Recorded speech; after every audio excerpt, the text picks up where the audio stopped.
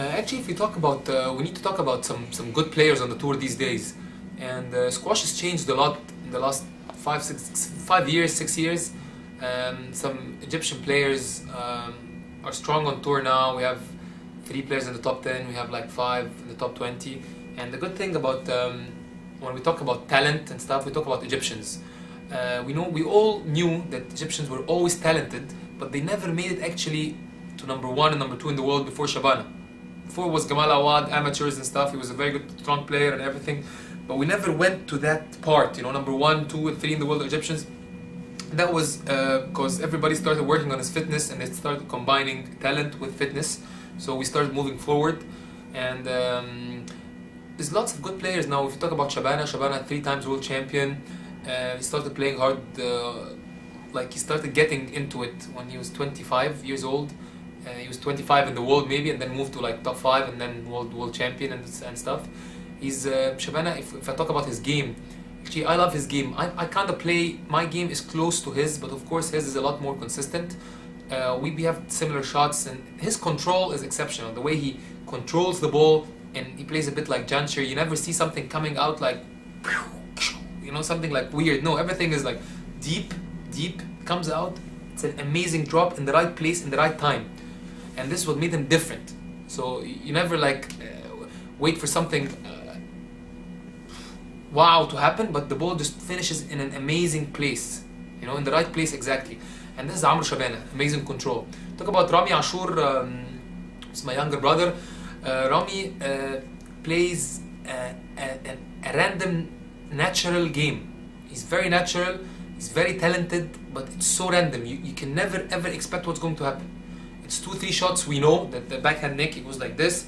If the ball goes really high up on the backhand volley, he jumps and he hammers it like this, with a bit of a spin, so it goes to the back. And this is all what we know about him. But you never expect what's going to happen. Like yesterday, he played an amazing game with Peter Barker. Peter Barker played really well. Ramy had the first 2 games were amazing. There was no way anybody could beat him. He was always putting Peter in the back. Peter is hitting a back wall. He goes to the front, runs, and even before the ball touches the floor, it's in the neck over there, or it's a neck over there. And then Peter tried to stop the rhythm in the third. He succeeded in stopping, in getting into the game. Took the third, tried hard in the fourth, but Ramy still made it with 2 amazing dives. So Ramy is he's so random and he's so talented that you can never predict what's happening with him. You don't know what's going on. And this is Ramy Ashour. There's also Karim Darwish, who I think is one of the strongest players. I mean, in terms of, by the way, Darwish, you can never ever play him one day in training and win. And he beats Shabana, he beats all of us, and it's very difficult. If you play with Darwish in a training session, in one of the national team training sessions, and you take like a game or 2, you know that you're playing well. You know, even Shabana does this, because he plays. He's so strong every day, doesn't want to lose, even in training. So he's one of the strongest players. And I think he deserved to reach #1 for a while. He reached #1 for 8 months. And I think he deserved to reach this spot. And in my eyes, he's a very strong player. He's probably moving now to 3 or 4 in the world. But I think he's still very hard to beat. He has maybe 1 or 2 days off every now and then, which doesn't happen a lot. He's a strong player. There's also, this is Karim Darwish. There's also Gregory Gaultier, who is the French, he's the world #1 now as we're talking in 3-4 days ranking. And he's a very strong player. He puts pressure in the back, he holds the shot, he's always holding, puts you to the back, and he's very strong and fast. And then you play anything to the front, he goes and counter drop. He has an amazing counter drop on the backhand. His wrist is so fast, and he's solid.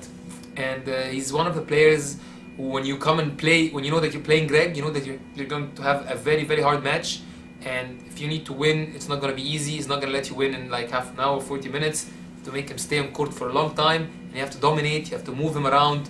It's not easy when you play this guy. Who else do we have? There's James Willstrop. James is a very good player in terms of his behavior. I mean, amazing behavior. He's a real gentleman. And you always see him, you're always happy to see the guy, because the way he plays, James lately in the last 3-4 months after having a few injuries and stuff, I played him in Malaysia. I was 2-love up and 10-9 up, but it turned out to be that he's very difficult to beat when when he's down. And it happened like 3-4 matches with different guys, you know, in like 3-4 months. He's 2-love down, he's 10-9 down, he wins.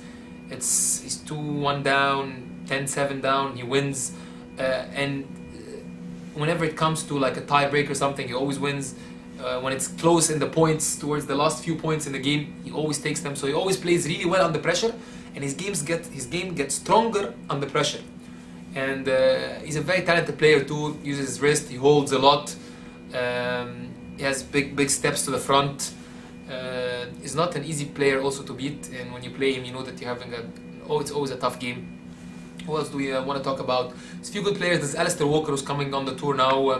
He's coming strong. Alistair Walker is number 12 in the world. He beat me last month in Hong Kong. He played really well. He's volleying everything. He's trying to get into beating the top guys as well. We have Daryl Selby. Daryl Selby is played an amazing game with Aslan. They stayed on court for 2 hours and 15 minutes, which doesn't happen a lot. Especially on these courts here in Kuwait, it wasn't that bouncy. So if they stay 2 hours and 15 minutes, I mean, it's a long time against Aslan. Aslan is a great player, of course. So Daryl is playing, looks like he's playing okay. And then he had another 3 games with Shabana. He lost in 3 the next day, but he played really well. He was still there, so it looks like he's playing really well these days, strong. That's it. I think we covered some of the good players, and I just wanted to talk about some of the good players on tour these days. The guys who are coming up. Of course, there's old guys and very strong like David Palmer, world champion, 3-4 times world champion. He's a very strong player, and he's got the experience, and he's got the movement, and he's got everything. But I'm talking about the guys who are coming up now, and I just wanted to cover some of these